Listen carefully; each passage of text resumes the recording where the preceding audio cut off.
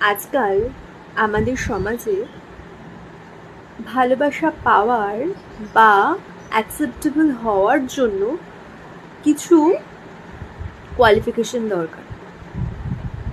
কি? প্রথমত টাকা। প্রচুর পরিমাণে টাকা থাকলে মনে মনে গালাগালি দিলেও ওপরে ওপরে সে আপনার খুব ভালো বন্ধু। আপনি মন থেকে জানেন সে মানুষটি মোটেই ভালোবাসা পাওয়ার যোগ্য নয়, বাট তাকে আপনি ভালোবাসেন। কেন? টাকার জন্য। কিন্তু এই আপনারাই যখন বিপদে পড়ে যান তখন আপনাদের মনে হয় যে আমার কি দোষ, ভগবান আমার সাথে এরকম কেন করলো।